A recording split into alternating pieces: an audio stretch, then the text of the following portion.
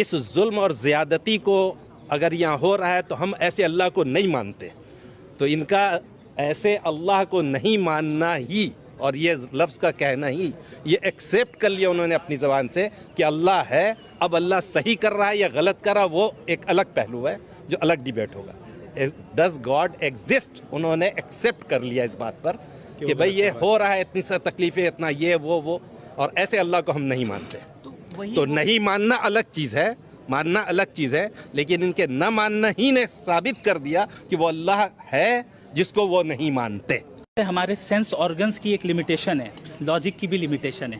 تو اس لمیٹیشن کے اندر جتنی چیزیں آتی ہیں, یعنی آپ اپنے لاجک اور عقل سے جتنی چیزوں کو جان سکتے ہیں جن میں ایگزسٹنس آف گاڈ بھی ہے, تو وہاں تو ہم لاجک کا استعمال کریں گے. لیکن جب ہم ایسی چیزوں کے متعلق ہم سے سوال کیا جائے جہاں ہم نہ اپنے سینس آرگنز کے ذریعے اسے جان سکتے ہیں نہ اپنے لاجک کے ذریعے جان سکتے ہیں, تو اب ہمیں تیسرا سورس آف نالج اختیار کرنا پڑے گا. اور وہ تیسرا سورس آف نالج گاڈ کی ریویلیشن ہے جو اپنے خاص بندوں کے اوپر وہ بھیجتا ہے. یہ اصل میں جاوید اختر صاحب ایک پرابلم میں مبتلا ہیں.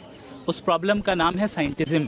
سائنٹزم کہتے ہیں کہ آپ سائنس کو ہی واحد سورس آف نالج بتائیں. آپ بتائیے مورالٹی کو سائنس سے آپ ثابت کر سکتے ہیں؟ کبھی نہیں کر سکتے. سائنس کا مدار امپیریکل ایویڈنسز پر ہے. امپیریکل ایویڈنس سے مورالٹی ثابت نہیں ہوگی. امپیریکل ایویڈنس سے کانشیسنس ثابت نہیں ہوتی ہے.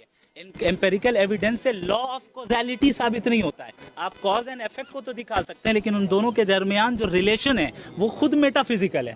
تو آپ ایسی چیز کا انکار کر رہے ہیں جو ہمارا لاجک خود بتا رہا ہے کہ میٹا فزیکل ریالٹی ایگزسٹ کرتی ہے. وہ کہہ رہے ہیں میٹا فزیکل ریالٹی مجھے نہیں پتا کیا ہوتا ہے. میں نہیں سمجھ سکتا کہ اس عمر میں آنے کے بعد میٹا فزیکل مطلب کوئی نہیں سمجھتا. اصل بھوشیہ میں ایسی ڈیبیٹ کی اور سمبھاونا ہے. دیکھیں یہ ایک بہت بڑی خوبی ہے.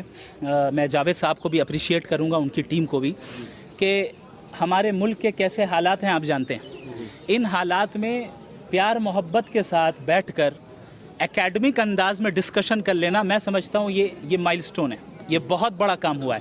اور میں سمجھتا ہوں کہ ڈفرینٹ جو آئیڈیالوجیز ہیں سب کو لڑائی کرنے کے بجائے بھائی ایسے ہی بیٹھ کے پیار محبت سے بات کر لو نا, ساتھ میں کافی پیتے ہیں اور بات کر لیتے ہیں. آپ اپنی بات ثابت کریں, ہم اپنی بات ثابت کریں, پھر لیٹ آڈینس ڈیسائیڈ, جس کو جو سمجھ میں آئے وہ کریں. جس دن یہ ہم کرنے لگ جائیں اس ملک میں, یاد رکھیں اس ملک میں کوئی دنگا فساد نہیں ہوگا. بھائی بہت کئی بار سمجھایا, مجھے نہیں سمجھ میں آیا کہ ان کو کیوں نہیں سمجھ میں آ رہا ہے کہ ایگزامینیشن ہال میں ہم اور آپ یہاں اس دنیا میں یوں ہی نہیں آئے ہیں.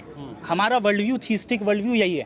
ہم اس دنیا میں ایک پرپز کے تحت آئے ہیں, اور اس پرپز کے تحت جب آئے ہیں تو ہم سب گاڈ کے سامنے اکاؤنٹیبل ہیں. اور ہماری اکاؤنٹیبلٹی ایول کے بغیر ہو سکتی ہے؟ ایک انسان کے پاس اگر ایول کرنے کا آپشن ہی نہ ہو, وہ تو مجبور ہو گیا نا اچھا کام کرنے پہ, تو فری ول کہاں رہا؟ لیکن ہم جانتے ہیں ہم اور آپ کے فری ول موجود ہے. تو خدا نے لکھا ہے.